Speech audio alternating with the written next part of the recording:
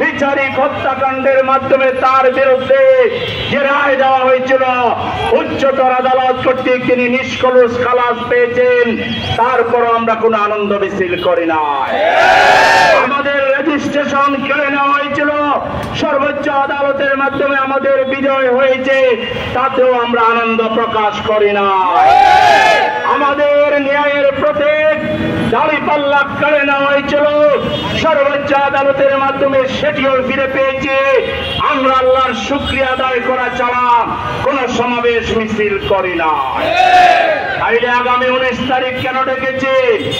আমরা আশা করেছিলাম প্রফেসর ইউনূস সাহেবের সরকার দেশে একটা অবকাঠামোগত সংস্কার করবেন, রাজনৈতিক দলগুলোর কার্যক্রমকে একটি নীতিমালার ভিতরে আনবেন।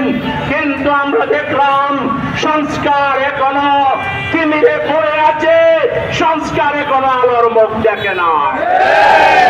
আমরা অনতিবিলম্বে সংস্কার বাস্তবায়ন দেখতে চাই। আমরা অতীতের সকল গণহত্যার বিচার চাই।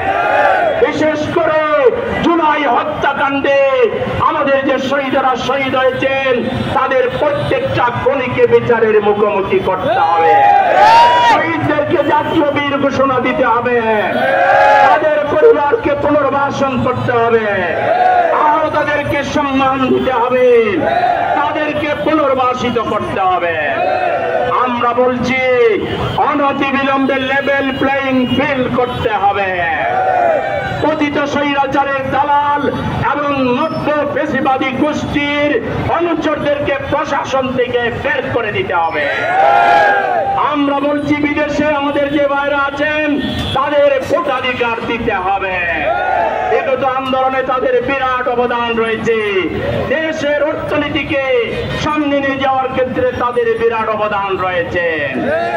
আমরা বলছি এই বাংলাদেশে যে হত্যা, সন্ত্রাস, খুনের রাজনীতি করা হচ্ছে, এটা বন্ধ করতে হবে। প্রশাসনকে কাম্বিং অপারেশন চালাতে হবে। কারো মুখের দিকে তাকাইয়া কাউকে ভয় করে যদি আপনারা বিরত থাকেন, আল্লাহর কাছে দায়ী থাকবেন, আর দেশের 18 কোটি মানুষ আপনাদেরকে লাল সালাম দিবে। অনতিবিলম্বে চাঁদাবাজ, টেন্ডারবাজ, খুনিদেরকে গ্রেফতার করুন, তাদেরকে বিচারের মুখোমুখি করুন। আমাদের দাবি পিআর পদ্ধতিতে নির্বাচন, যাতে করে প্রত্যেকটা ভোটের মূল্যায়ন হয়। মনোপলি সিস্টেম যাতে বাংলাদেশ থেকে বিদায় নেয়, ছোট ছোট রাজনৈতিক দল পার্লামেন্টে গিয়ে যেন কথা বলতে পারে। বাংলাদেশে একটা ইনক্লুসিভ রাজনীতি হোক, এটা আমরা চাই। সুতরাং আমাদের এই 7 দফা দাবি অনতিবিলম্বে বাস্তবায়ন করতে হবে, নতুবা লক্ষ লক্ষ জনতার মিছিলের মাধ্যমে সোহরাওয়ার্দী উদ্যানকে প্রকম্পিত করে দাবি আদায় করে আমরা ছাড়বো ইনশাআল্লাহ। আপনারা দাবি আদায় না হওয়া পর্যন্ত জনগণের সাথে গণসংযোগ, ঘরে ঘরে যাওয়া, লিফলেট বিতরণ করা, আগামী 19 তারিখের প্রোগ্রামকে স্মরণীয় করে রাখার জন্য প্রত্যেকটা কোর্ট থেকে শ্রমিক, মজুর, খেটে খাওয়া মানুষ, সর্বস্তরের মানুষকে মিছিল সহকারে সোহরাওয়ার্দী উদ্যানে যেতে রাজি আছেন? সবাইকে আমাদের পক্ষ থেকে ধন্যবাদ এবং মোবারকবাদ জানিয়ে আজকের এই সমাবেশ উত্তর, এই গণমিছিল এবং গণসংযোগের কাজ এখানে আমরা সমাপ্ত ঘোষণা করছি। আল্লাহ হাফেজ। বাংলাদেশ জিন্দাবাদ, বাংলাদেশ জামাত ইসলামী জিন্দাবাদ।